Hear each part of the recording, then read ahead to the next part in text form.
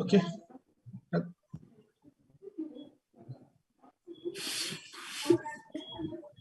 So, good evening, everybody. Now we are going to start our EIZOC ORTS program, Ophthalmology Resident Training Series. So, this is the third edition of session today, and we are very happy to have Dr. Vishali Gupta with us as the chief speaker and Dr. Soumya Basu as the moderator for this program. Now we have started this program and decided to continue with the leadership of Professor V.N.R. Subudhi as the chief coordinator and Dr. Santosh Mahapatra, Dr. Ashok Nanda and Dr. Anurag Mishra as the coordinator. So I must thank Dr. Ajit Babu Maji, our advisor and mentor of this program, for conducting this program. Now I request Professor V.N.R. Subudhi to start the program. Thank you, Dr. Sabyasachi Patnaik, Chairman Scientific Committee. So let me share the screen. So I welcome you all to this today's program of EIZOC Ophthalmology Residence Teaching Series number 3. Today's topic is approach to posterior uveitis. Before that, we had already 2 episodes of one anterior uveitis and panuveitis with excellent speakers in the ORTS 1 and ORTS 2. Today, really we are fortunate to get Professor Vishali Gupta, I think expert in the national international expert in the uveitis. So she will be speaking as for the posterior uveitis. Welcome, madam. So, along with my coordinators, Dr. Ashok Nanda, Dr. Anurag Mishra, Dr. Santosh Mahapatra. So, I welcome you all to this program. Of course, nothing moves without our mentor, Dr. Ajit Babu. He is constantly guiding us, constantly with us in all these ORTS and ORPA programs. Of course, Chairman Scientific Committee, Dr. Sabyasachi Patnaik, they initiated the program. And it's really wonderful. It's really great, successful since last 2 years. And nothing works other than EIZOC office bearers, President of EIZOC, Dr. R.C. Meher, and Secretary EIZOC, Dr. Swaraj Bhattacharya. With their approval and with their support, we move on. And of course, today's speaker, I already told, Professor Vishali Gupta from PGI Chandigarh. And I don't think we require any anything to know about her. She's one of the famous vitretina surgeon in nationally and internationally, and she's at present at PGI Chandigarh working as a professor and head of the UVA in the Department of Ophthalmology. She has been keen interest in the inflammation and infections of the eye and has a lot of original work on the intraocular tuberculosis. And she's a sought after speaker. Yes, yeah, as I told already her that we are really fortunate to get her today. And she delivered more than 950 invited lectures and conducted several instruction courses at various national and international meetings. She has to her credit 308 publications in peer-reviewed journals and edited 6 books and contributed 72 book chapters in so many textbooks. She is currently the president of Uveitis Society of India, Secretary of International Uveitis Study Group, Scientific Committee member of the Macular Society, member of the Club Jules Gonin Club. She has received several awards and also holds a US patent for multiplex PCR. This is very briefly she has sent me biodata, but if she sent, actually her biodata, it will be more than 50 pages. So I welcome you, madam, to today's webinar. Of course, today we are the great Dr. Soumya Basu from our Institute of Prasad Bhubaneswar as the moderator, and we have had many times Dr. Soumya Basu speaking hours together about uveitis. Really, we'll be very happy to have you with today's moderator as moderator. And of course, panelists we have Dr. Santosh Mahapatra from JPM Rotary Hospital, Dr. Salab Sima Patna, Dr. Ramkrishna Paul from Tripura Medical College, and Dr. Amita Kumar from Shankar Nethralaya, Kolkata. So these are experts today, and they will be interacting with our discussions today. The postgraduate students from different institutes of the Eastern region, Dr. Vikas Nayak from Burla, Bimsar Burla, Dr. Pragati Tiwari from AIMS Patna, Dr. Devashish Jana from MKC Medical College, Barampur, Odisha, Dr. Ayantika Das from JPM Rotary Hospital, Cuttack, and Dr. Hirak Devnath, Agartala Medical College, and Dr. Madhurima Kumar from RIO, Kolkata. So these are all our postgraduate students. They will be discussing the topic with our speaker, moderator, and experts in the next 1 hour. And now I think I hand over the mic to our mentor, Dr. Ajit Babu, to say a few words before Dr. Vishali Gupta starts the lecture today. Today's actually postgraduate session is, they have not prepared any PP. So probably they will speak after the Dr. Vishali Gupta's talk is over. So Dr. Pragati Tiwari has prepared one case, but she wants to tell extempore only. She doesn't have a PP presentation. So it is over to Dr. Ajit Babu.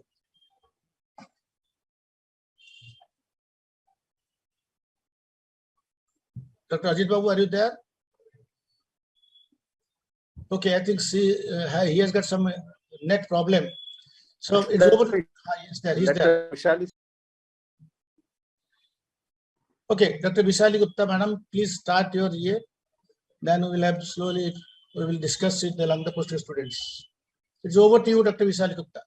Thank you very much, Dr. Subodhi, for the very kind invite. Thank you, Dr. Sabyasachi.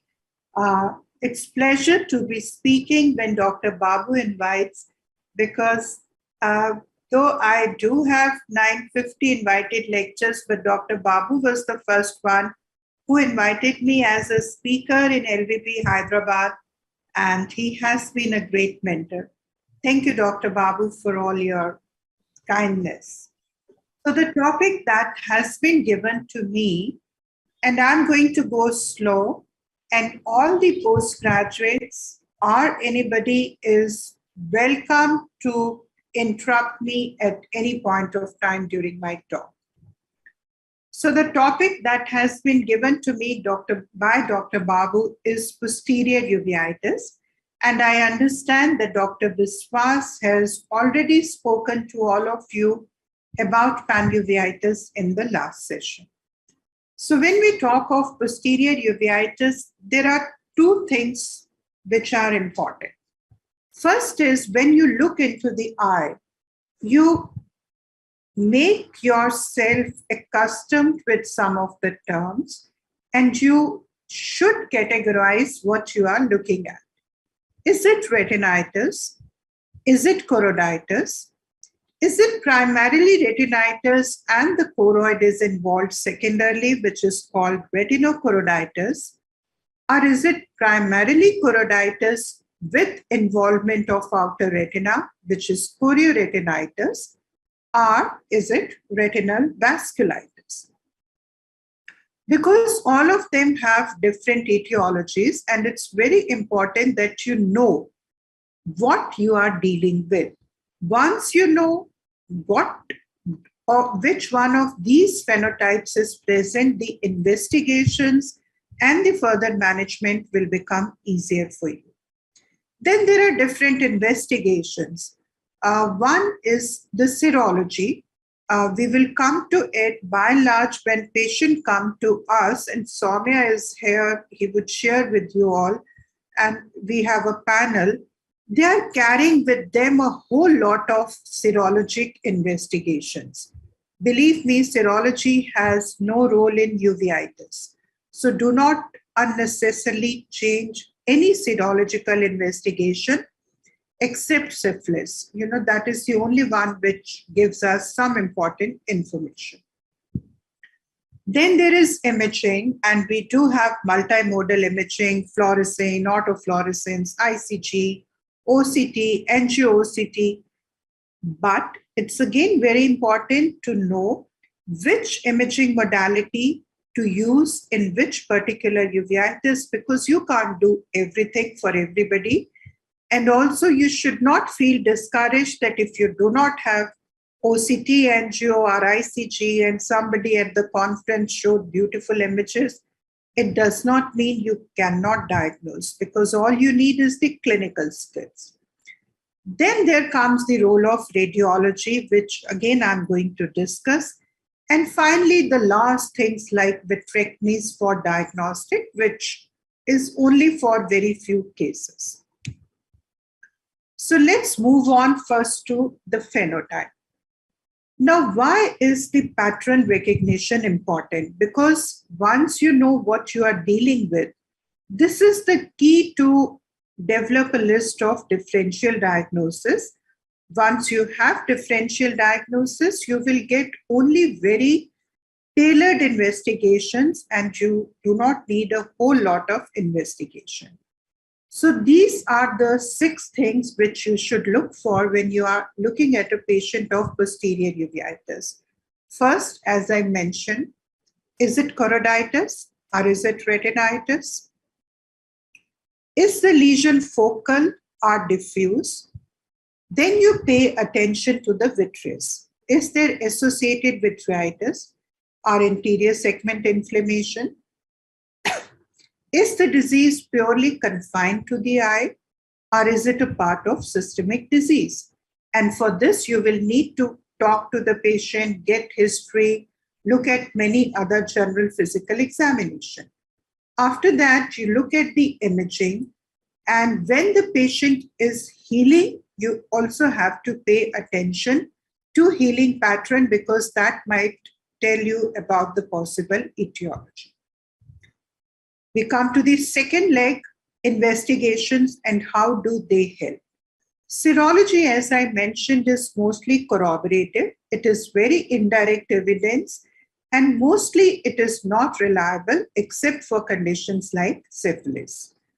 When we talk of imaging, again, we have a lot of things, but the imaging should be customized. And when you are doing imaging, you should know what you are going to look at. And I'm going to show you example of all of these. Radiology you do when you are suspecting something in the systemic focus, or in cases of TB, we do get CT chest from everybody we are suspecting of TB. And finally, the pars plana vitrectomy, including choroidal biopsy, that is if either you are suspecting the masquerades or lymphomas or your patients are not responding and it is an atypical etiology. Now let's go to stepwise approach. How do you go in posterior uveitis? So first, what is the first step? As I said, the first step is you see whether it is retinitis or choroiditis. Now, when you do the clinical examination, the retinitis will have a yellowish white, fluffy. You will see the vessels running within this yellow lesion. The margins would be blurred and indistinct. It could be focal, like you see here, or it could be diffuse, like you are seeing on this side. So if it is focal retinitis, your differential is actually very much narrowed. It could either be toxoplasma, it could be Behçet's, it could be a part of neuroretinitis or lymphoma. I won't, in fact, even keep these two. It could be mostly toxo or Behçet's. When you see a diffuse lesions like this is mostly viral. So acute retinal necrosis, progressive outer retinal necrosis, CMV retinitis, syphilis very rarely, and toxo, this kind of presentation occurs only, the diffuse presentation, I mean, only in HIV patients, not in immunocompetent patients. So once you have the phenotype, then you go on to multimodal imaging. In multimodal imaging, you should look what is the site of involvement, what are the imaging biomarkers that could give you a possible clue towards etiology, some investigation, some radiology. So now with all this theoretical background, let's look at the cases and how can we apply this algorithm to posterior uveitis. Now, this patient comes to you. So what are you looking at? You are looking at a yellowish white lesion, which looks like retinitis, there is media haze, and probably there are vitreous cells. And you also have a scar sitting next to it. So what are the things which I said you should be looking for? The first was, is it choroiditis or retinochoroiditis? So it is primarily retinochoroiditis because you have headlight in the fog appearance. This is what it is. This is very classical headlight in the fog. Is it unilateral, bilateral? It is unilateral. It is focal. There is presence of associated vitritis. There is no systemic disease, but look at it very classically. There is a scar next to it, so it is a satellite lesion. So now what do you have? You have a posterior uveitis with vitritis, headlight in fog, satellite lesion. What are the conditions you can think of which would have this clinical presentation? Only one, and that is toxoplasmosis. So when you think of toxoplasmosis, what investigations would you order? Clinical phenotype is strongest. The diagnosis is mostly clinical. Serology really does not have much role, but if you want to do maybe titers, OCT biomarkers are very important for making the diagnosis of toxo, and I will show you. You do not need any investigations here or any pars plana vitrectomy. Pars plana vitrectomy is only for the very complex cases where you don't have straightforward diagnosis of toxo. You want to do PCR or something, but not in a garden variety like this. Now you do OCT. And when you do OCT, it is very important that you do not have the OCT just passing through the fovea. You have to have OCT which is passing through the lesion. So what are the typical lesions that you see on toxoplasma? One, you will see these hyperreflective oval deposits on the inner surface of retina. You may have hyperreflective round-shaped deposits on the posterior hyaloid, and very interestingly, you will have them mirror image on the retinal surface. You may have retrohyaloid hyperreflective dots, and it's very important if ever you are confused with toxo and viral. The toxo is always retinochoroiditis. So you will have retina and you will have underlying choroidal involvement, which does not happen in viral.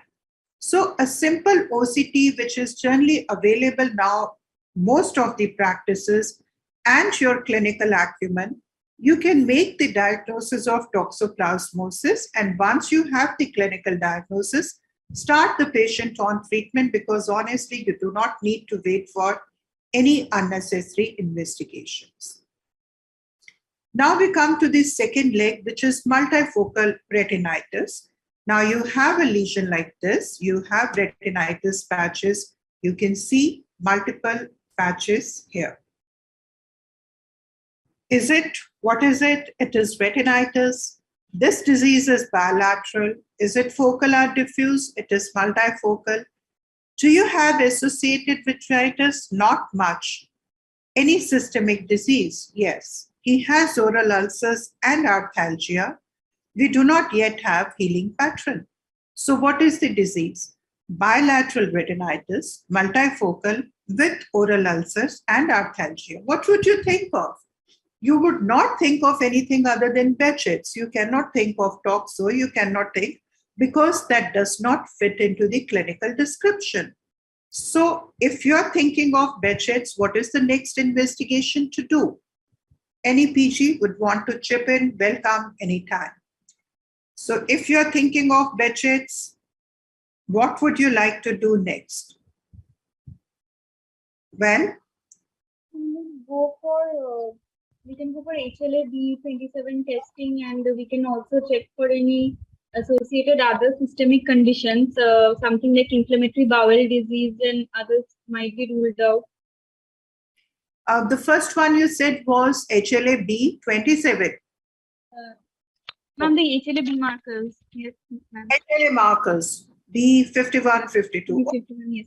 Yeah, but you know, Behçet's is a kind of a emergency when you are seeing these lesions of retinitis. If you order HLA, it will take about 2 to 3 weeks for the report to come. Though it's a good idea to have HLA, I'm not denying it. But, more than that, you want to look at the fluorescein, because the fluorescein pattern of Behçet's is very characteristic.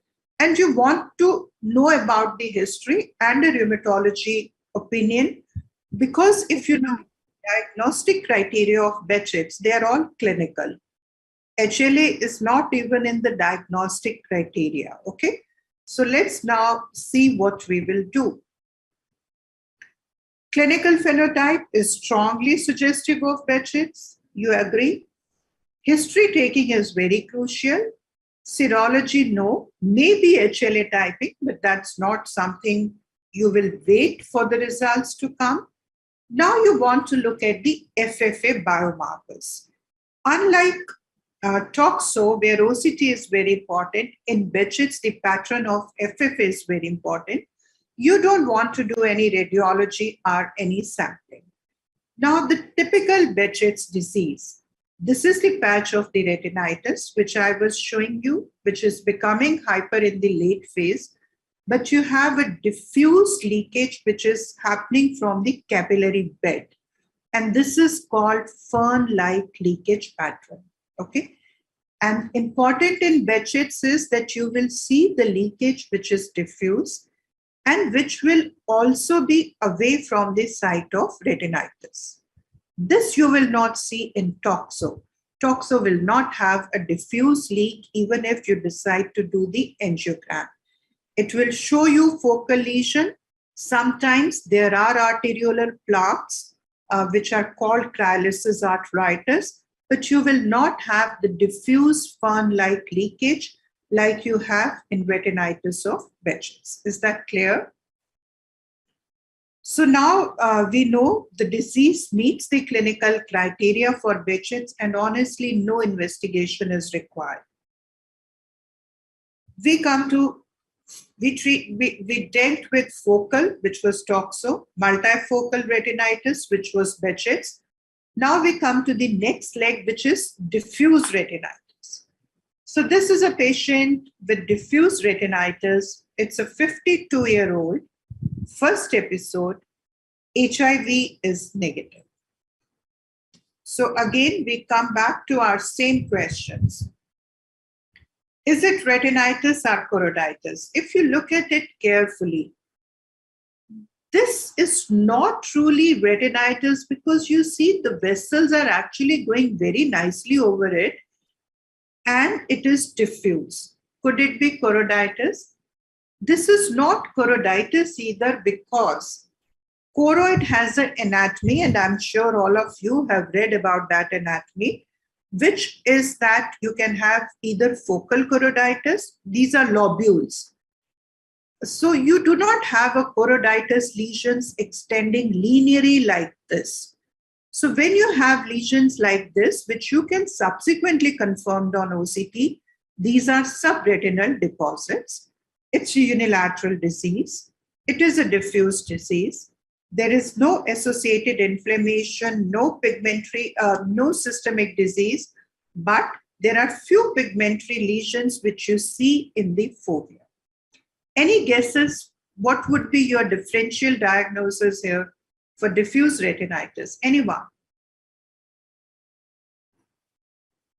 You can all, be on video, Pragati, and that is Satyavrata and all the PGs. So any guesses what you would like to rule out here? Pragati?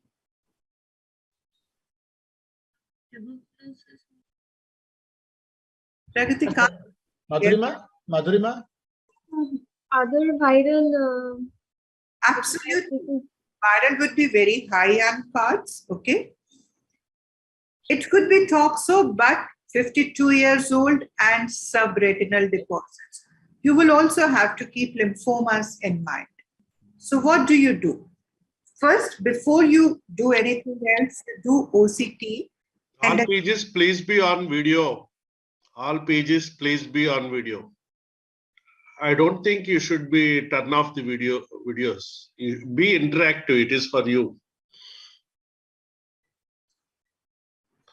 so if you pass the OCT through the lesions, that is the most important thing.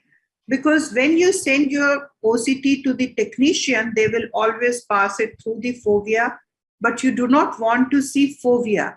You want to see what is happening, at what level the lesion is. And when we see, look at this OCT carefully. This is rounded roof configuration. You see this here. What I showed you in toxo was oval deposits, mirror images, and involvement of underlying choroid, to be repetitive. But here you have the involvement of the retina. There are no cells. It is rounded roof configuration. And along with it, you have subretinal infiltrates. Now, these subretinal infiltrates, like you see, this is the infiltrate which we have done OCT. They are in the subretinal space, and you cannot have them in toxo or even in viral. So when you look at this OCT, even before you do anything else, you also have the disorganization of inner layers, which is not very important, but these are the biomarkers for lymphoma. That is rounded roof configuration, disorganization of layer involved, with posterior shadowing and subretinal and sub-RPE infiltrates. So if you have something like this, please do not start the patient on corticosteroids, because the moment you start patient on corticosteroid, the lymphoma starts responding and the diagnosis is really delayed, because lymphomas respond to corticosteroids to begin with. And even when you refer it to Soumya or to Amitabh or anybody and they do biopsy, they will not find anything because you have by mistaken started the corticosteroid. So they will have to stop corticosteroid and wait for 14 days before they can do biopsy. So it's very important that anything which is unusual or you are suspecting masquerades, please get help. Now, talking a little bit about lymphoma, these lesions may be very discrete, multifocal, subretinal deposits, and you may not actually see anything initially, but don't give up on the patient. If you're suspecting something unusual, follow-up also becomes very important in posterior uveitis. So this is a 60-year-old lady. She complained of some cloudiness.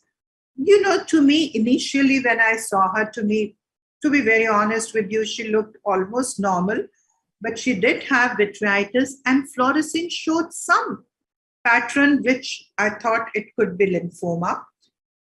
And these deposits, very small at that point of time, but we did her MRI. Her MRI was normal, but if you look at the autofluorescence, this has this pattern which should not be missed. And this is the pattern which is for lymphoma. So, you know, subsequently she developed a lot of vitritis and we did go in and she came out to be MYD88 positive, which is the genetic thing for lymphoma, and she developed CNS lymphoma. So you can imagine that if you are careful, if you suspect it at the proper time, it's not only the eye, you can diagnose the CNS disease and you can save the life of the patient because you diagnosed it right. These are the other patterns of lymphoma, which can have these yellowish white subretinal deposits. So anything which is not choroiditis, which is not retinitis, which is in the subretinal space, the first stage of presentation is 50 or above most of the times. There is vitritis and there are no synecdoche. That is very important. Think of masquerades, and lymphomas are the top of the masquerades. Get an autofluorescence done. If you see a pattern like this is called leopard skin pattern, and it is very, very typical for lymphoma. Anybody would like to tell me what sign I just mentioned in lymphoma, the OCT? Anyone? Pragati? I just said. Rounded roof configuration. So rounded roof is something which will help you differentiate lymphoma from viral. Okay. These are the cases you should get MRI, vitreous biopsy, or refer it to the higher center. The diffuse retinitis that we see, another variety which is more common.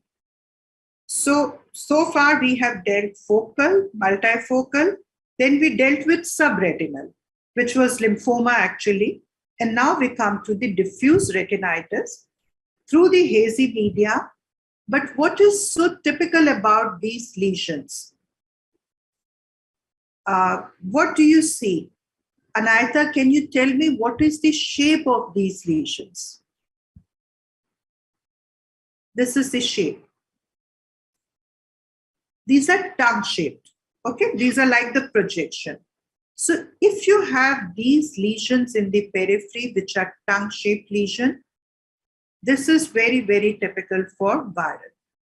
And if you are thinking of viral, which is herpes, acute retinal necrosis, don't wait for anything. Start antiviral treatment. Even if you overtreat it, it's okay. Don't wait for any investigations before you start any treatment. So diffuse retinitis, clear media. This is the spot diagnosis. What is it? Low CD4 count, infraretinal hemorrhages, brush fire appearance, clear media. So what do you think it is? Anyone? Pragati, we come to you. HIV retinitis. Absolutely, this is CMV.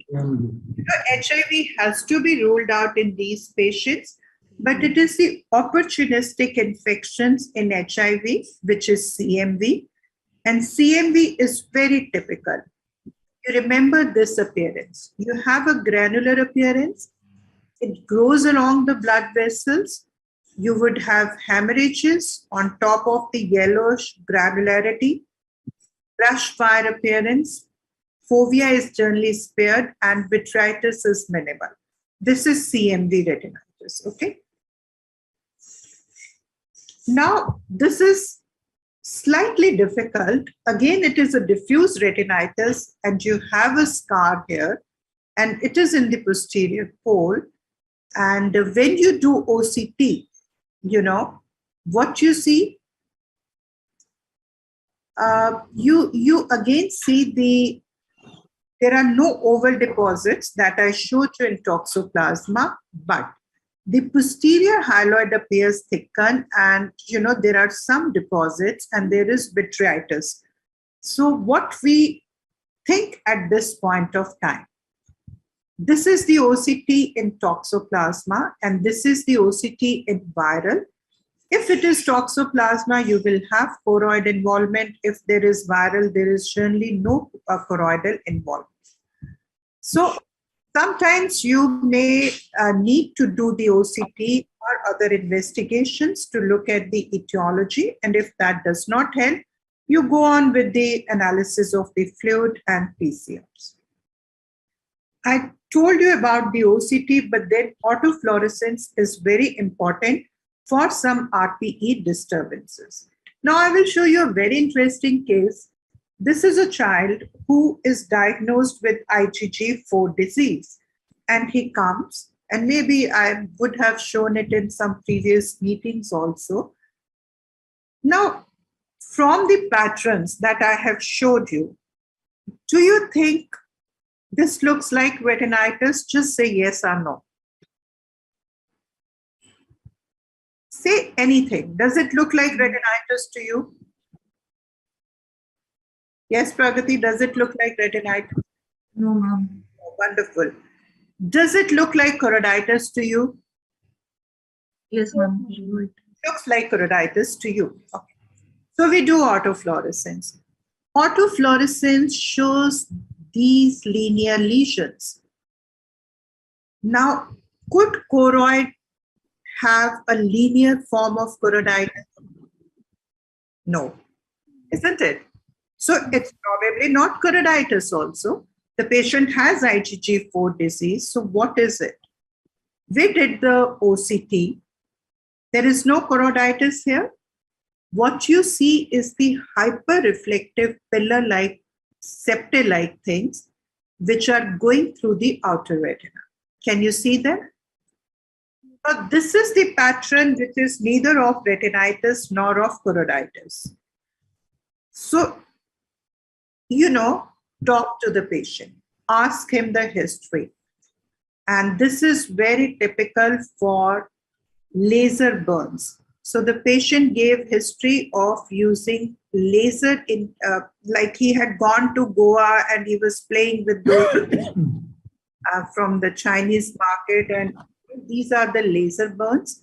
So you have to look at the imaging to find out what you are dealing with, because he had IgG4 disease, so somebody had suggested biologic therapy for the eye.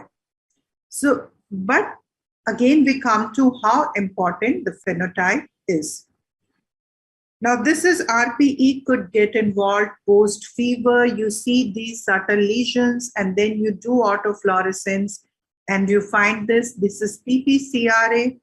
No further investigations are required for this one. Sometimes you will have the extension of the retinitis lesion into vitreous. That's not you see every day, but this is the patient who had suffered from dengue. I thought it was dengue foveolitis. Till the time we saw that there was burst of the cells from the retina into the vitreous. Now, this is the sign which is called rain cloud sign. If you see it, it is endophthalmitis. And the second thing to remember in endophthalmitis is, if ever in uveitis you are seeing the yellow glow, it's not uveitis. Uveitis does not produce yellow glow. Yellow glow would mean endophthalmitis. So these are the patients you should go in. This patient was actually Candida endophthalmitis. Take the vitreous sample and manage it as endophthalmitis. So we are done with retinitis, and the next 15 minutes I want choroiditis. Dr. Vishali, can I interrupt you here? Yeah. So I thought, we could just look back at what we just heard from you. I think this is probably the best discussion on choroiditis and retinitis that you could hear anywhere in the world. So I hope all of you are listening very, very carefully to what we have just heard. And I have learned a lot of new things from the last 15 minutes of discussion. So, two things that come out very, very clearly from this discussion are that the diagnosis of uveitis is not based on lab investigations. Lab investigations are only ancillary. The primary focus should be on picking up the clinical signs. And when you start off with the clinical signs, the first thing to do is to make sure that you are dealing with uveitis and not a non-uveitic entity. I think the case on lymphoma that you saw, which could have been easily mistaken for a viral retinitis, is the best example to tell you that first be sure that you're dealing with uveitis. And once you know it's uveitis, and in this case, since we're dealing with posterior segment inflammation, it will be very important to rule out whether it's retinitis or choroiditis.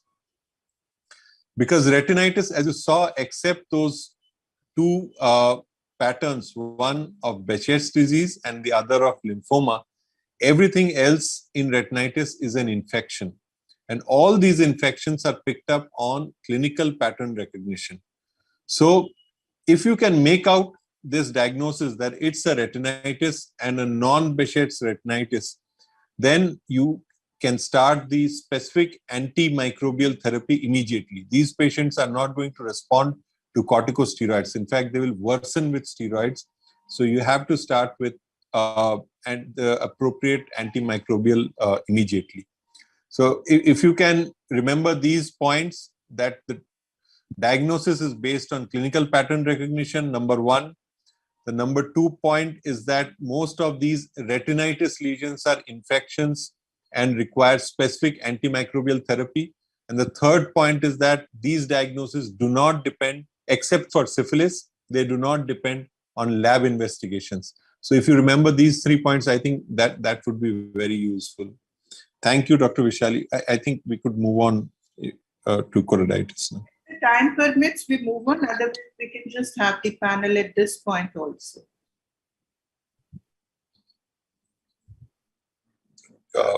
Dr. Subodhi You can tell move us. on, Vishali. Only suggestion I would tell you is involve the postgraduates. They are totally video off and audio off. Yeah. You should involve them. Otherwise, the very purpose is getting defeated. Dr. Devasis, Dr. Madhurima, Ayantika, Dr. Ayantika, please do come with the video.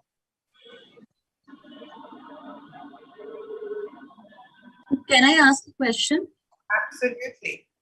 Ma'am, how useful is OCT for looking at the choroid per se? When we have the facility of doing enhanced depth imaging on OCTs that we have these days.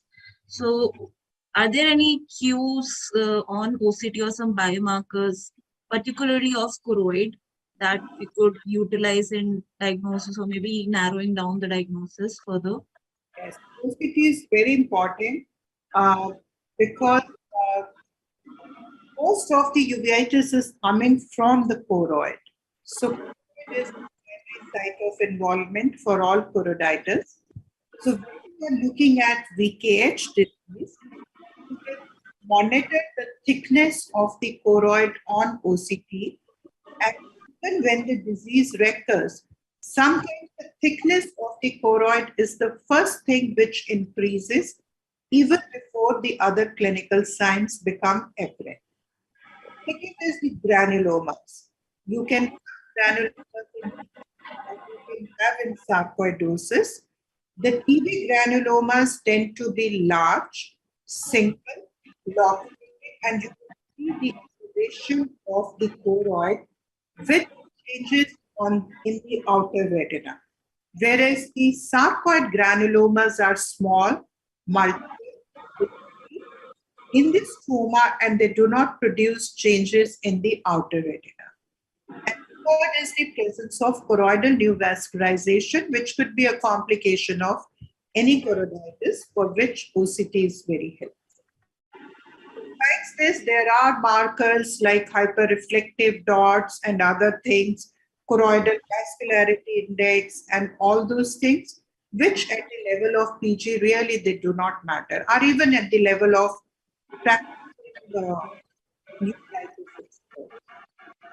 Dr. Devasis, do you have any questions on the talk given so far?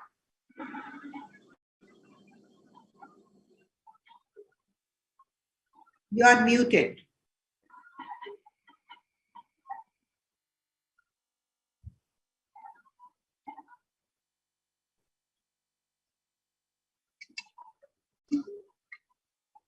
Anything, Madhurima?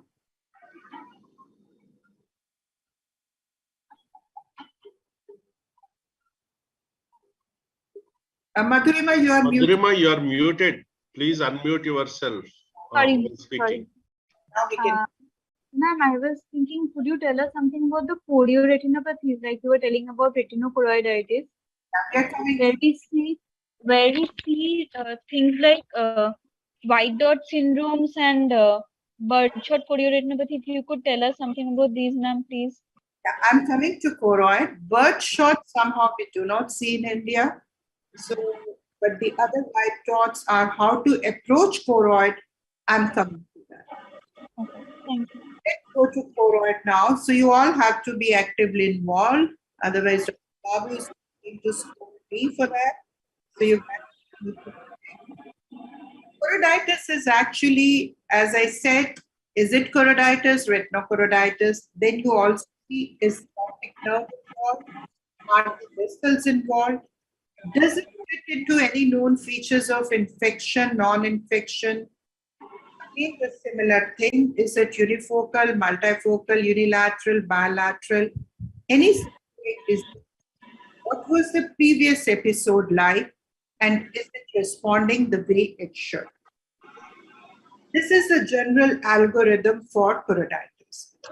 Choroiditis can be diffuse, it can be multifocal.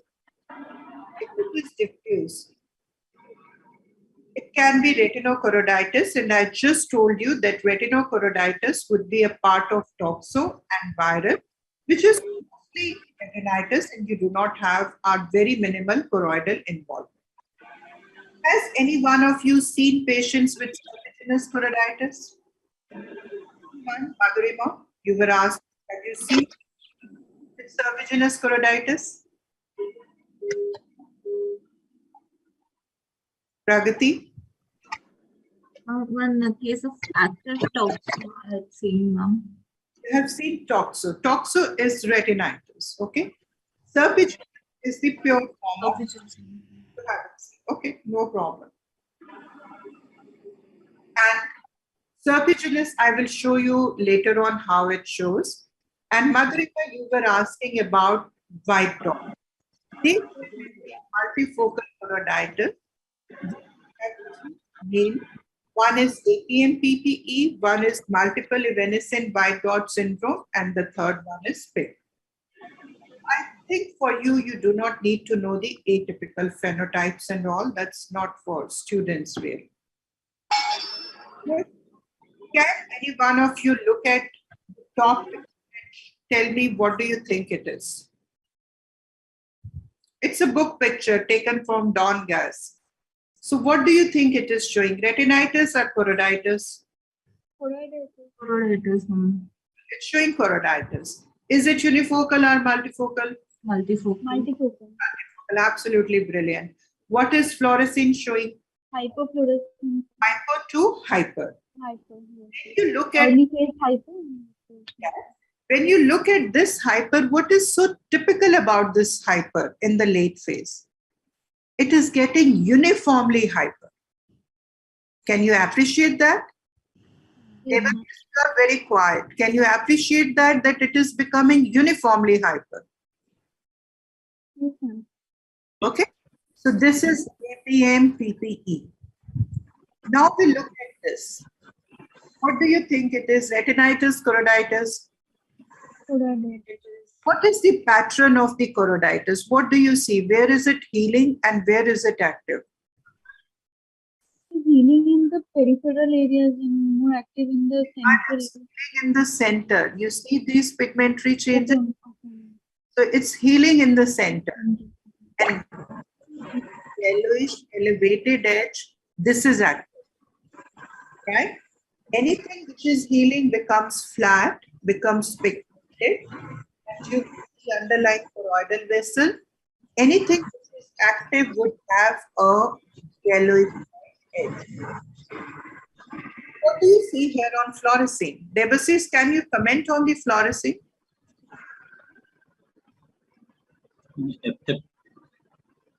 Yeah, please go on. FFA, if you see here, you see mixed fluorescence, is that right? Yes. What is happening to the edge? Edge is hypo. Hypo. And when you see in the late phase, it is hyper.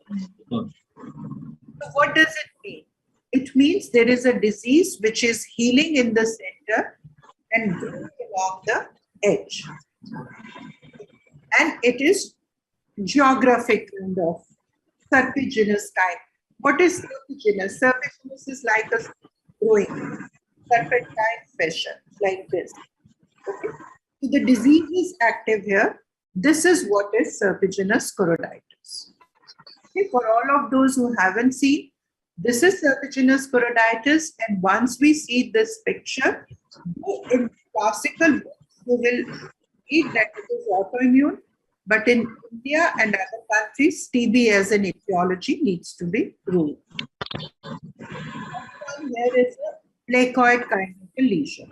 Okay, and this is what is called ground glass appearance. Note down this appearance. Either hyper. This is neither hyper at the edges. This whole thing is becoming ground glass. Ground glass appearance is very typical for syphilis. I think I'm not going to go too much into this. I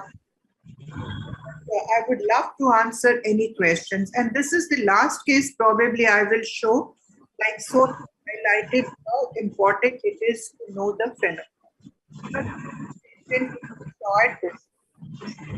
You know, there is a diffuse retinitis.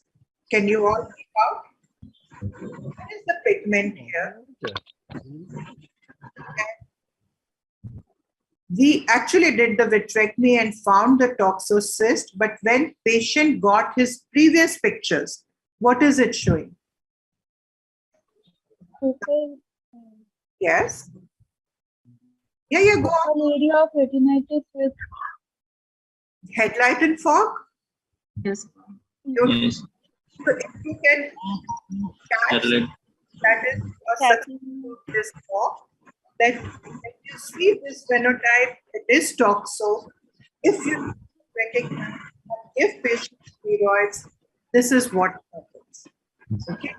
So it's very important that any posterior uveitis that you see, do not blindly start steroids, because that is what Soumya was trying to tell you, that what the condition be. And if you listen carefully, you will know what you are doing.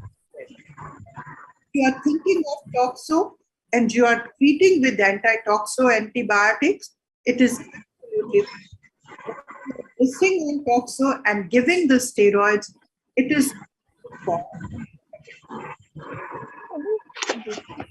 Shali, yes, sir. when we see a picture like that, you should also consider the immunocompetency of the patient, especially. Absolutely. This is the classical serpiginous, which is pseudopodia-like from the disc, which we do not see very commonly in India. We generally see the other variety, which is serpiginous-like. But this is the classical book picture. If you ever see, it grows along this. I think I'll stop here because I would love to answer the questions that you might have.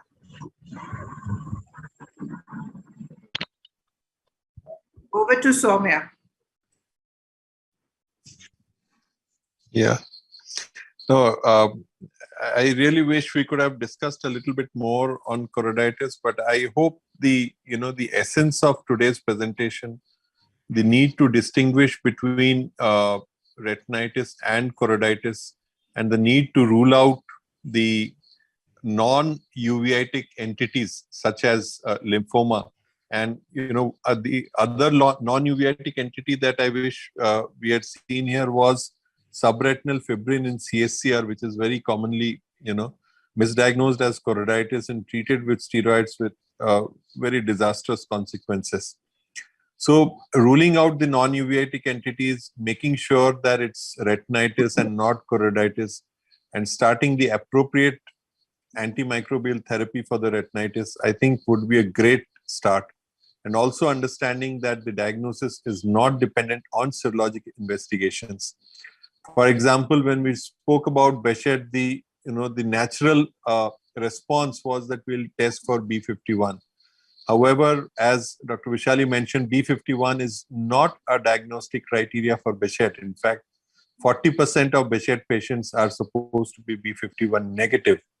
So the criteria depend on the presence of oral ulcers, genital ulcers, and skin manifestations of Behçet. So if we, change this approach to uveitis, I think today's presentation would have made a big difference. So any questions from the PGs would be a great, motivator for all of us who are speaking to you.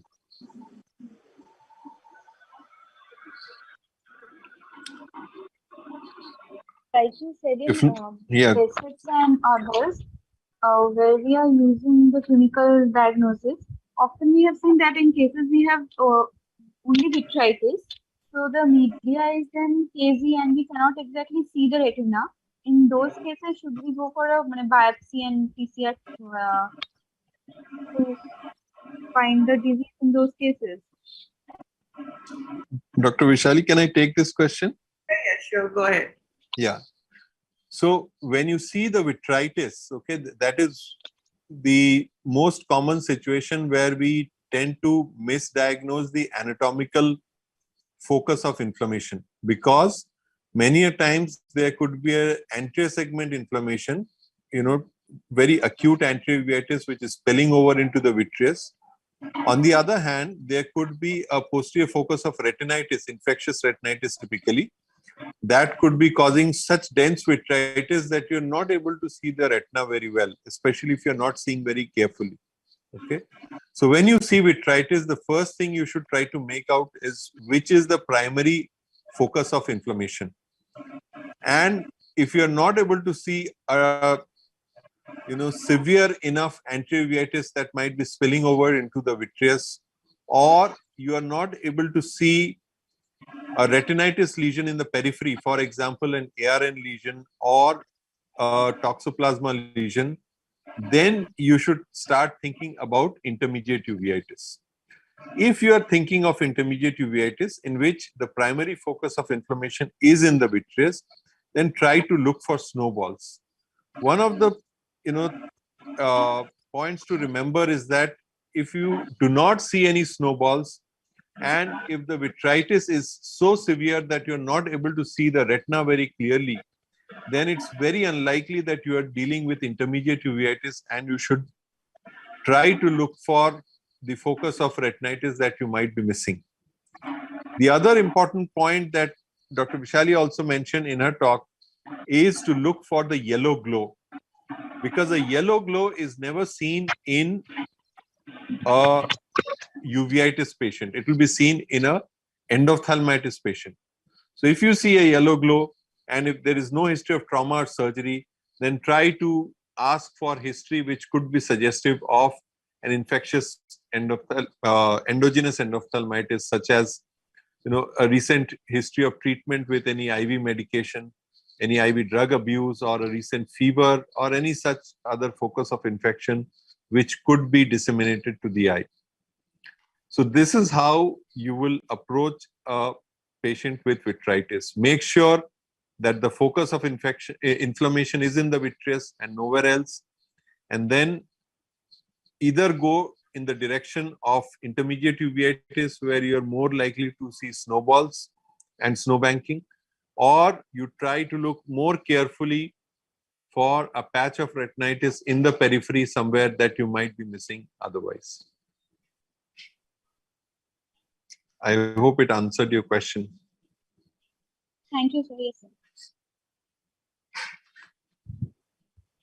So, Dr. Vishali, I had a question for you, and I'm asking this especially because the region that Dr. Subudhi comes from, Barampur, which is on the coastal part of Orissa and the southern coast, has a lot of parasitic infections, and one of them is DUSN. So where will you put DUSN in the categorization of these inflammation? DUSN would mostly come as a subretinal, you would see, like I showed you the laser tracks. So instead of the laser, they would be kind of the tracks which are going, it doesn't follow a pattern. So if you are seeing the track somewhere and on autofluorescence, it would show up because that does cause damage to the RPE. Then it will take a lot of time to look for that worm because that's not easy. And I had the opportunity to be with Dr. Gass in Vanderbilt, and he was suspecting DUSN, and he put on a gold man and he just kept on examining for almost 1.5 hours. He could not find DUSN. He called the patient the next day, again put on that Goldman mirror and spent another 2 hours on the patient. And finally, he found the worm and he was so excited about it. And I still can't forget that after 20 years, because it was such a shock to me that he felt so excited that he found the worm that he had described, you know. So those kind of things require a lot of patience, perseverance, and clinical acumen to look for that, because that is where imaging will help you suspect, but you have to find that clinically. And the other day I asked my fellow to apply Goldman. He says, "What is Goldman? I've never seen it." Yeah. So I asked this question also because we were discussing this in our subspecialty class in the morning today. And one of our faculty was telling us how he saw crops of retinitis lesion appearing through the course of the day. So he had seen the patient in the morning, and then several fellows and residents came and saw the patient. And by the time they had seen the worm right in the morning. And by the time this, took up the patient for laser, because there's some problem with the machine also. And, by the time the machine was rectified and in the afternoon he was taken up for laser, multiple crops of retinitis had appeared, which they had not seen in the morning. So when you see these crops of retinitis, this is for the PGs, especially very, very transient retinitis. Another transient retinitis was Behçet, which was just discussed. It'll come and go. You see it today, and even before you started treatment, the retinitis would have gone. Similarly, if you see crops of lesions coming at one spot and disappearing in a few days' time on their own without any treatment, think of DUSN. And, these parasites are very common in the coastal parts of our country. Yeah.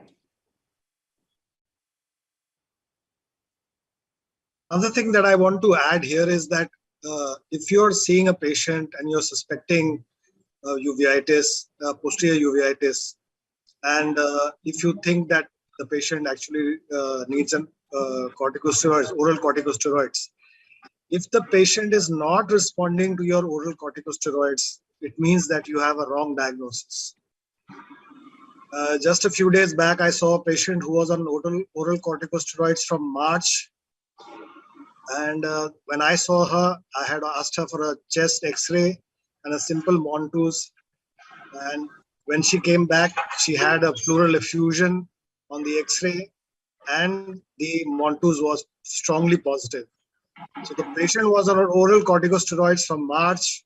By the time I saw her, more than half her retina was involved with a tuberculosis, posterior uveitis. So one has to be extremely careful in not just giving oral corticosteroids and seeing your patients worsen and still not know what to do.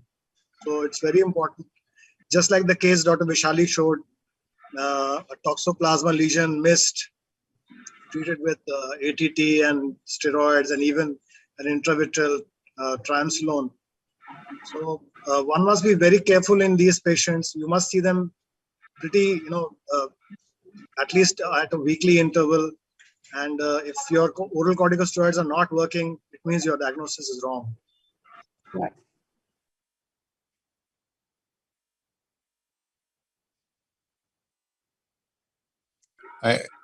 If I may add one more point on, especially for the PGs, is when you see any kind of lesion, it could be anterior uveitis, intermediate, posterior panuveitis, whichever, do everything in the world to describe the lesion. Just imagine that you are now, writing a poem or writing a story on what you are seeing in front of you.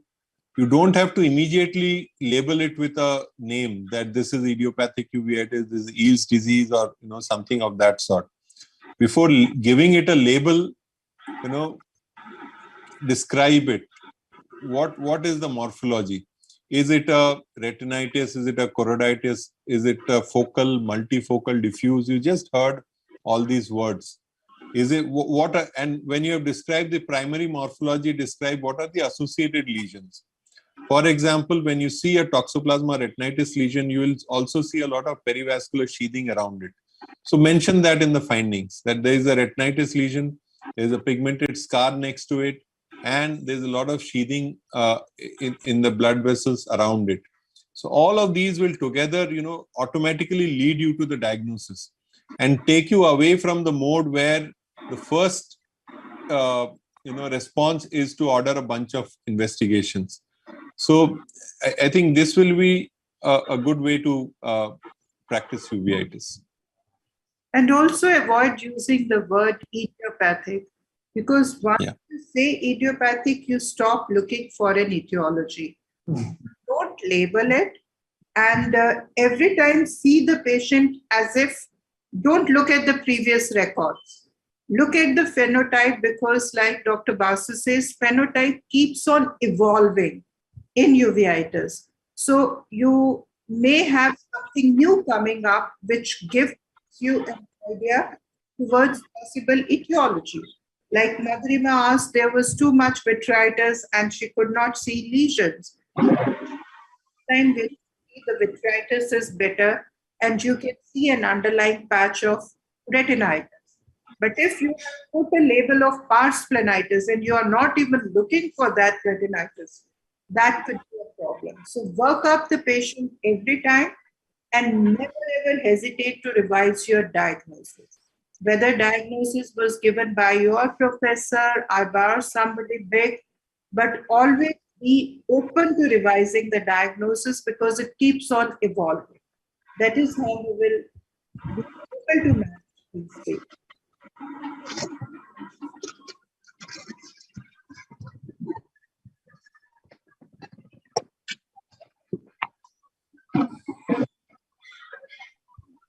Comments from Dr. Dr. Ramakrishnan? Yeah.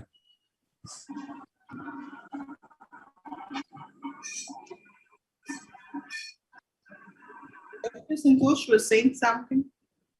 No, I think Pragati was supposed to present a case initially we discussed. Is she presenting?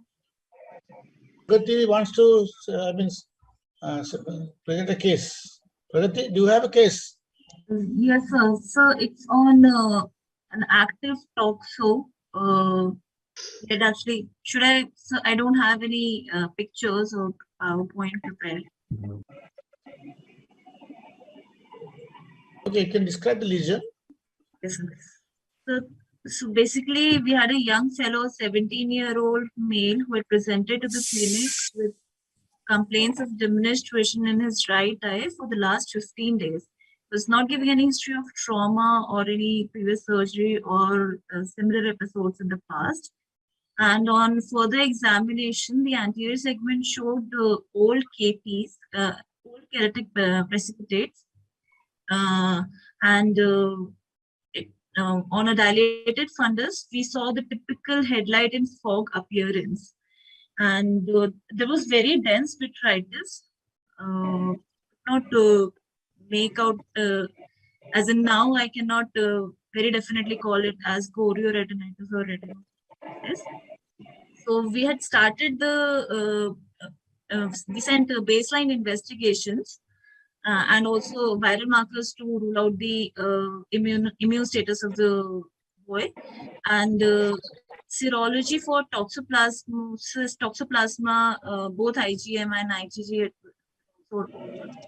and started him on steroids with dimethylphenidate sulfamethoxazole combination along with folinic acid, and we followed him up after a week, and the patient was very intolerant to the oral steroids that he was taking, so he had stopped after 2-3 days.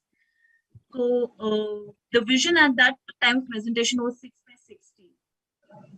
So another alternate that we searched on literature where we could avoid using steroids was intravitreal clindamycin and dexamethasone.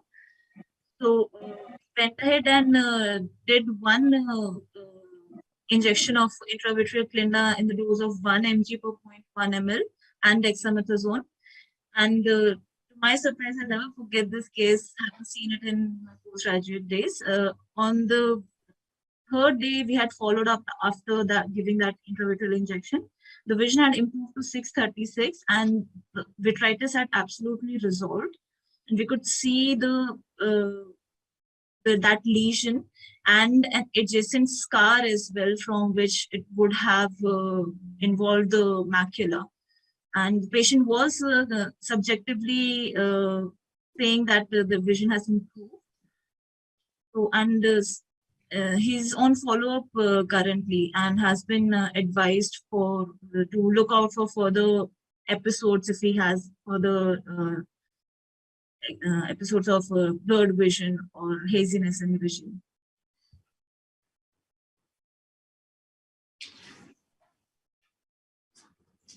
He's still on oral corticosteroids and your antimicrobials? No, sir, no. He could not tolerate, sir, oral steroids at all. So we had to stop it altogether, and we went ahead and did do. So just one dose of clindamycin would work? I don't think so. So I did search the literature on this. There were a few cases that were reported that actually resolved with one dose, and where maximum 2 doses of Clinda and Dexa were given for resolution. Received 2 doses? Just one single dose, sir. And he was further lost to follow up. This was an year back. Vishali discuss about this case because PGI, they regularly use intravitreal clindamycin. Vishali, can you enumerate on that?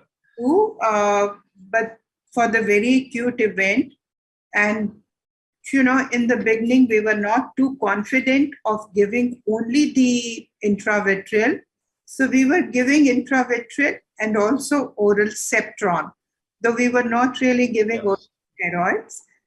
And it's not really one injection. I mean, you were lucky, but none of our patients has responded in one injection because the half-life of both the drugs is very short. So we had to give it bi-weekly, and by and large, on an average of about 4 to 6 injections are required to take care of one episode. However, if your patient has had recurrences in past, this does not really prevent recurrences. And if there is HIV or there is recurrent episodes and you want to give a prophylactic therapy, then you have to give Septron 1 daily dose for almost a year, but the alternate day. But only problem is the recurrences will be stopped only as long as you are giving therapy. The moment you stop the therapy, the risk of recurrences will be there. So this becomes important, especially in HIV, where they are not stopped after 1 year, they are just continued. But you do have an infectious disease expert along with you. However, local therapy does work, but one injection, you have to be very careful that it might have responded a bit, but it might not have completely gone away. So there is no harm repeating the injection. Can any of the PGs tell what are the phases in the life cycle of the Toxoplasma parasite?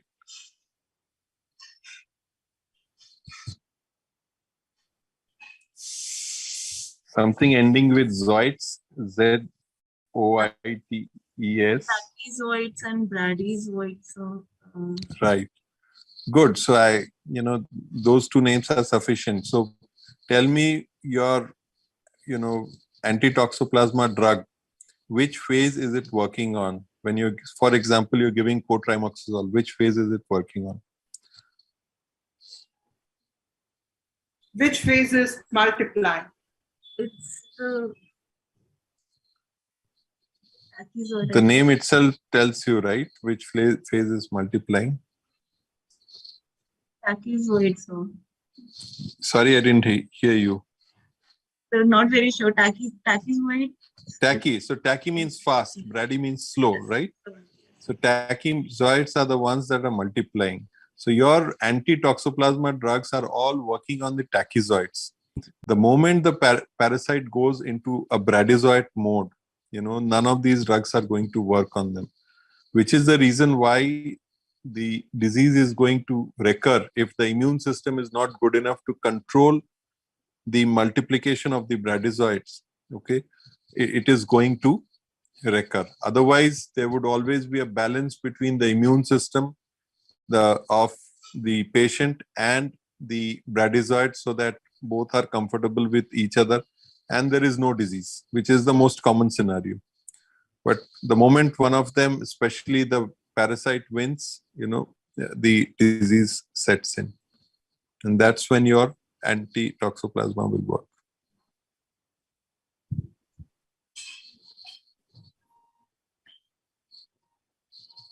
Do we have any other case from anyone? Anyone remembers or something? Can I just, Pragati, whatever she presented, she told that the patient had a lot of KPs active and also less vitritis.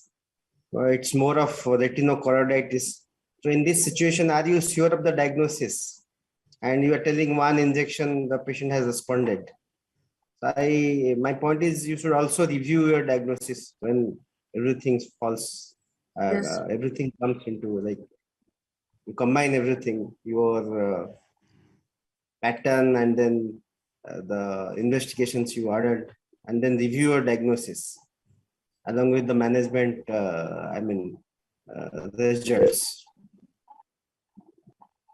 Actually, I was also confused by the KPs that he had. And they were old crenated, depigmented KPs at that time. At the time That's what happens, Pragati, when you are presenting a case. At least you should have some photographs where we can clinically opine whether it is tox or not. Fundus photographs and anti-segment photographs, if they are available, it's always better.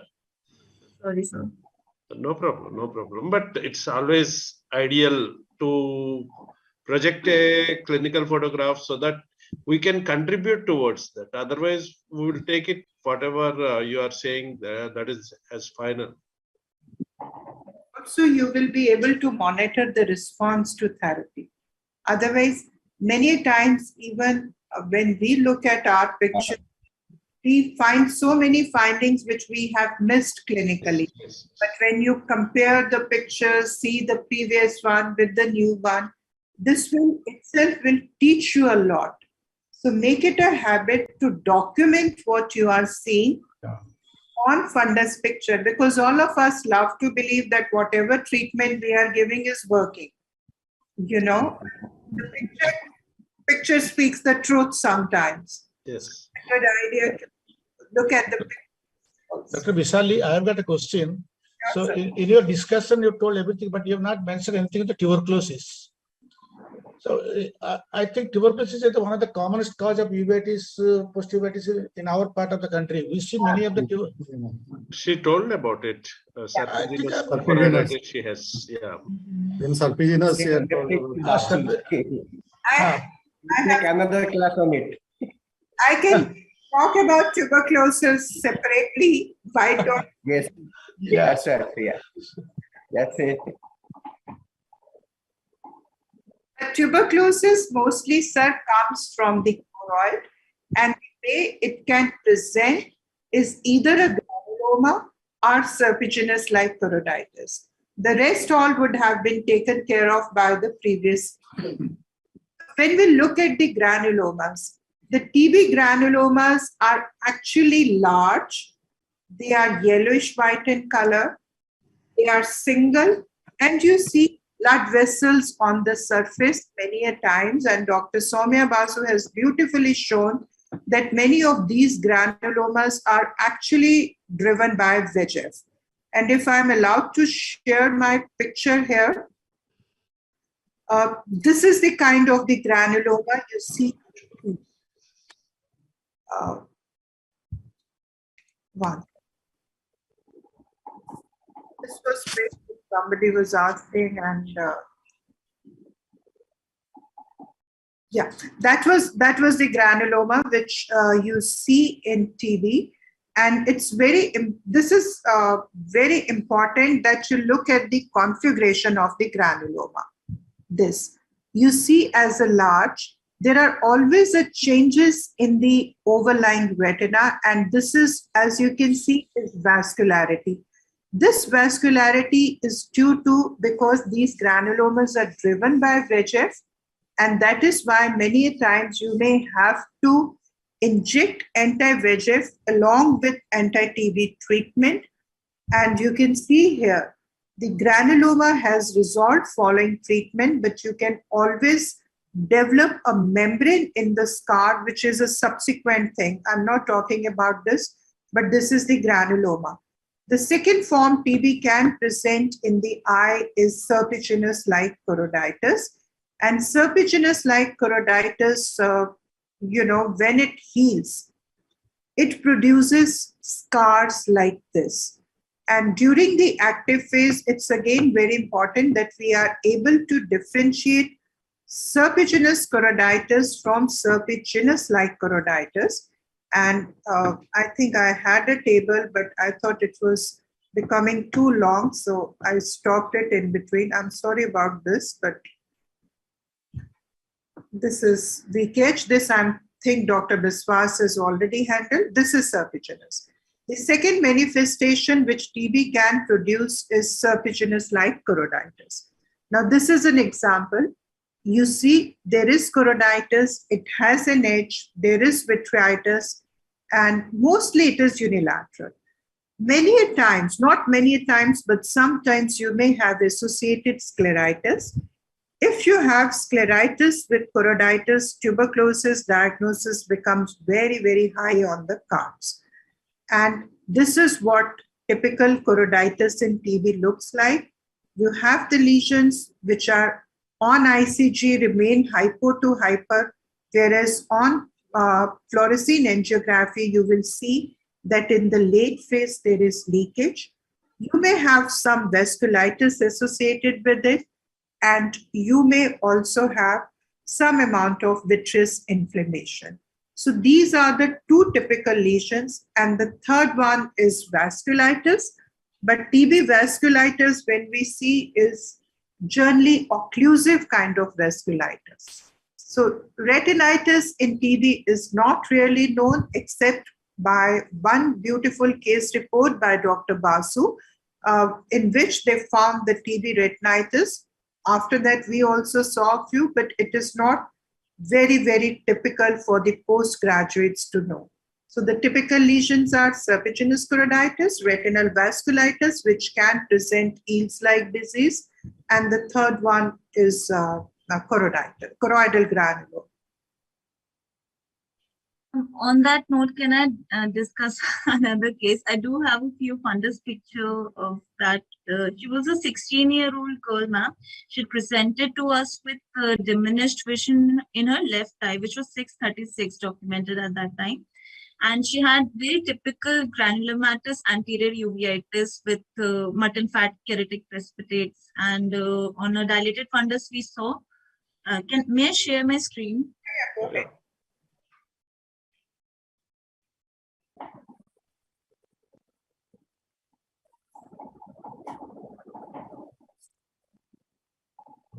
Okay.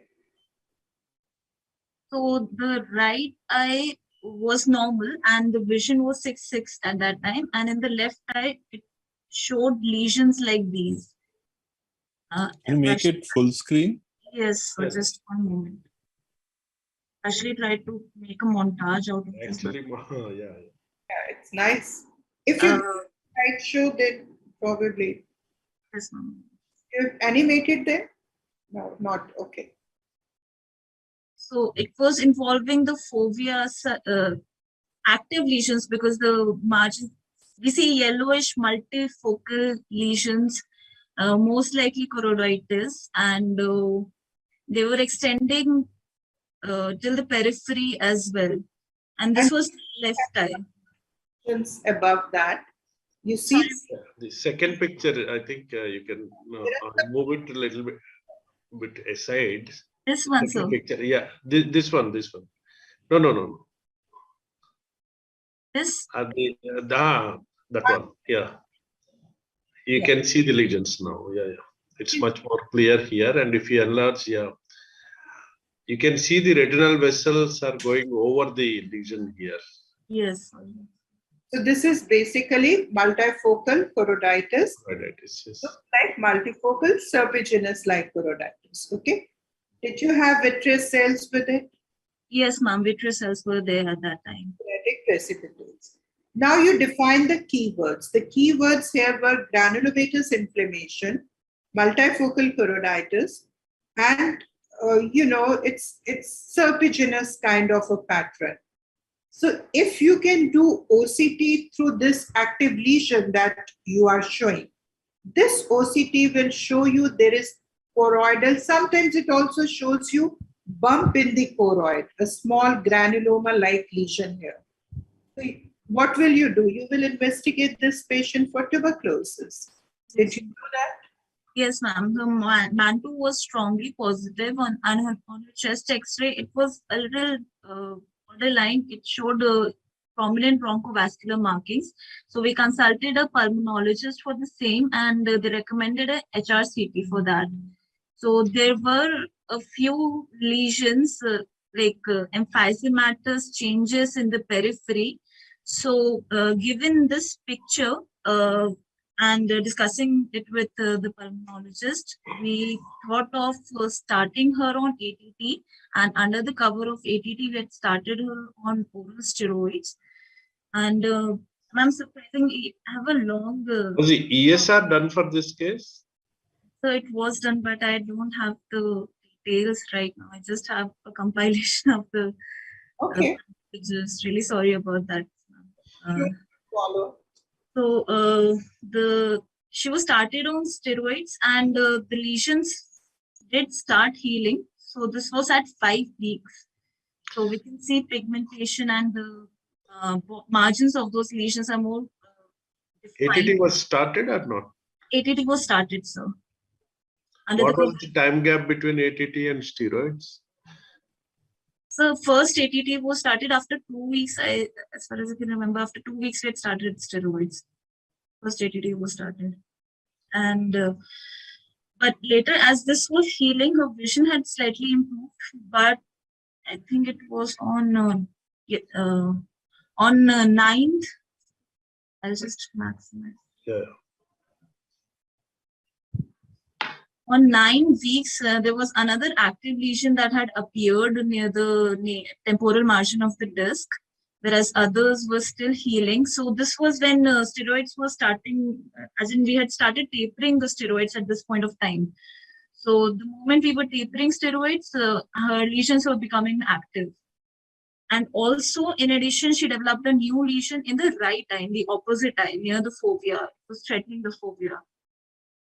So with that, a long-term steroid therapy was started in this, was continued in this patient, and very slowly it was tapered. And yes, so this is the 12th week follow-up in the right eye. And this is after we had actually the healed part of it, the OCT that we'd done. Not in the active phase, it was somehow missed, it was not done. And now also the last, almost a year and a half later, I'm still following up this patient. She is maintaining 6/6 vision. She has all these beautifully healed scars of multifocal choroiditis, should we call it, or she's still on ATT. It's been 13 months on ATT. Not 13 months, I'm sorry. 8 months, 8 to 11 months, I think. Very sure about the timeline. Really sorry, I'm very poorly prepared for this case, but I just wanted to share this. To tell you, Pragati, it's very good case actually. You could have sequentially prepared it.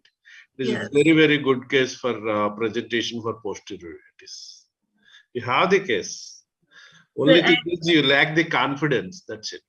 But still, she had the courage of presenting. Maybe at the last also. Yeah. So we admire. Yeah, Vaishali, please. No, it's a very nice case. What you are typically showing is, and Soumya will of course add because he's very good at it. What you have is the serpiginous-like choroiditis. You got tests positive for TB. You do not have to rely on pulmonologists to tell you because 90% of the time you will not find anything in the lungs. Yeah. So if you are doing CT scan and TECT is better than HRCT for TB, you are looking for just exposure to TB, that is the Gons focus, some calcified nodes or something. But if you have the lesions in the eye which are typical for TB, and you think it is TB and Mortius is positive, you tell them to start anti-TB drugs. You don't ask them for their opinion because there is not going to be pulmonary TB. Okay? Started TB treatment, wonderful. At 2 weeks, you found there was some deterioration, which typically at 2 weeks could be due to paradoxical worsening. That could happen in 1/3 of the patients when the mycobacterium dies, cytokines and all. So that is typically like what happens in syphilis, Harish eczema. So TB causes paradoxical worsening, which you have treated with steroids and the patient is responded. However, your right eye lesion, I'm not very sure, and I look forward to Soumya's opinion on that, because right eye was the appearance of a new lesion while on ATT. Yeah, that was something, Soumya, I am not sure what was that. Was it something, a small focus which was missed to begin with and which cropped up at the time of paradoxical worsening, or was it a brand new? That requires actually more imaging to interpret, but overall, great case. Yeah, I think this was a wonderful case, and what happened in the right eye was truly dramatic. Like you said, it's more likely that there was a very small lesion which could not be picked up clinically in the beginning. And knowing that paradoxical worsening was happening in the other eye, it is also quite likely that, there was a paradoxical worsening in the right eye in a more dramatic sense, maybe due to relatively inadequate corticosteroids at the time of anti-TB therapy. And that's what would have flared it up. This is the most likely scenario. A very unlikely scenario here would be, drug-resistant tuberculosis. But since there was no lesion in the lung, it's a little difficult to imagine that isolated ocular TB, even while on corticosteroids, and apparently resistant organism would, not cause any disease in the lung. So, and but still, that we cannot discount that possibility. So these are the two things. And the third, very, very rare, which I'm sure you can tell us better, would be the possibility of, atypical mycobacteria causing a similar kind of lesion. Yeah, but eventually their patient responded to Responded, so. It was probably. Both Vishali and Soumya, if you see the lesions in the left eye, they are very next to the disc, but it is very close to foveal, the macular center, and the lesion in the right eye. In this case, when you are preempting paradoxical reaction, how much step up of steroid do you suggest? 1 to 1.5 milligram per kg body weight. Because they have started on steroids. How much did you start, Pragati? No. 1 mg per kg body weight we had started. Yeah. But they started a bit late. A bit late, yes, ma'am. A bit late. I think the 1 or 2 weeks after initiating ATT. Was it AKT4 or just AKT2? ATT4, sir. AKT4, that is the standard treatment. Yes. For 2 months, AKT4, and after that, you Continuation AKT3. Yes. AKT3 what is more should commonly be continued for 9 months at least.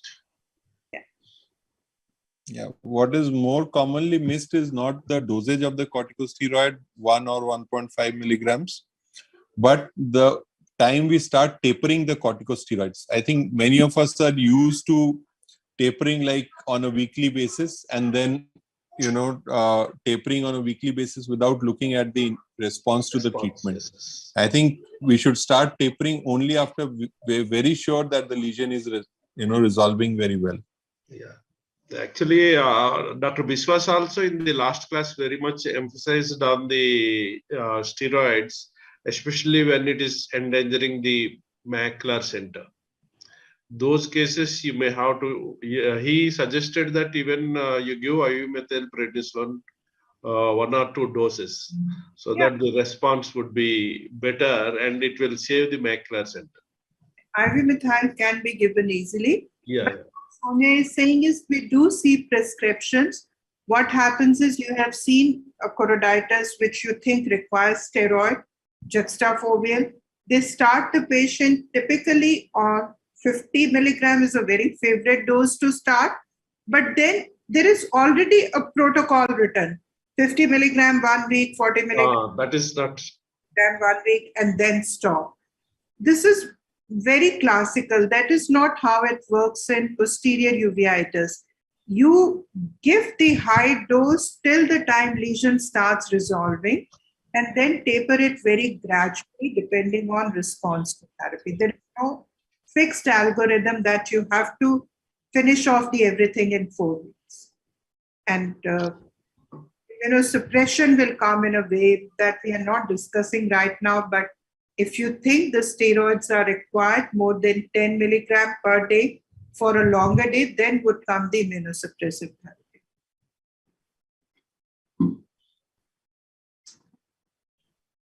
So I think it's time to close. Yes. Or anybody, Dr. Amitabh? Dr. Amitabh is there? Dr. Amitabh, we couldn't listen to your any comments. I don't think he's here. He's there. There, ma'am. Yeah. Yeah. Thank you very much, ma'am, for your very crisp and elegant talk. So just a few takeaways, which I would think are, number one, our clinical acumen still have an edge over the advanced diagnostic modalities which are available with us as of now. And I guess one very important thing is all yellow lesions in the back part of the eye is not choroiditis. So we need to differentiate, try and differentiate between the infectious and the non-infectious varieties because the treatments would differ in both of them. And I think the most important thing again is I think experience does make a lot of a difference. And with your amount of experience, ma'am, I think the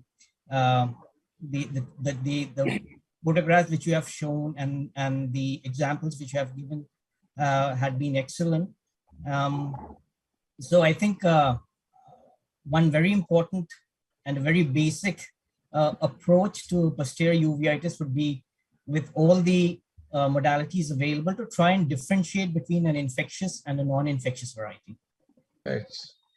So, any comment, Dr. Ramakrishna, would you like to say, because you belong to a region quite away in the Tripura. So do you find any specific lesion in your region?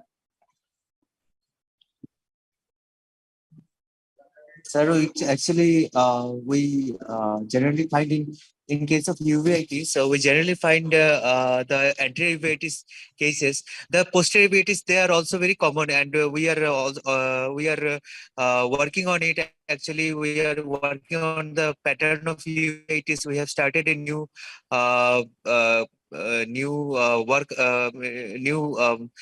this thing for uveitis right now in our department also. Anyways, the presentation was very nice. It was informative, and as our panelists has already told that the lectures is really good and very informative for us, and we have come to know very new things today. Ma'am, thank you so much for this nice presentation, and it was very good. Thank you, ma'am. Thank you so much.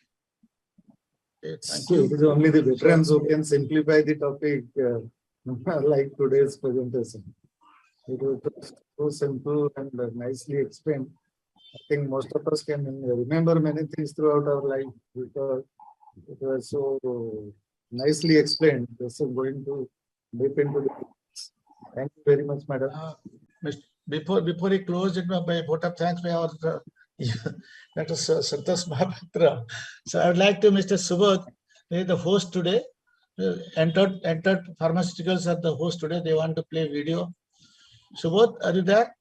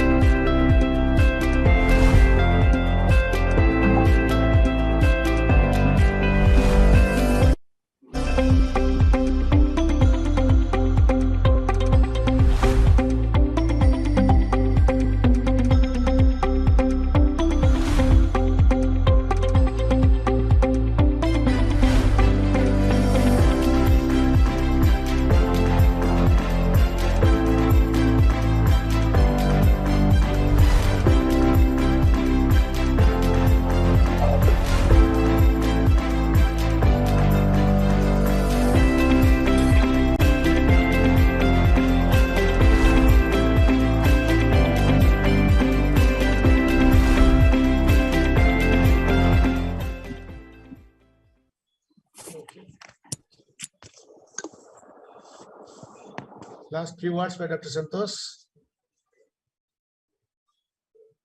Thank you, sir. So, Dr. Besali is my all-time favorite speaker. So today also I gained few new things during her speech, and that is the constant, I think. Along with her, Soumya, as usual, my friend also gave us very important tips. So I'd like to thank the speaker for the evening, Dr. Besali, and moderator for the evening, Soumya, to give their time and effort to teach all of us.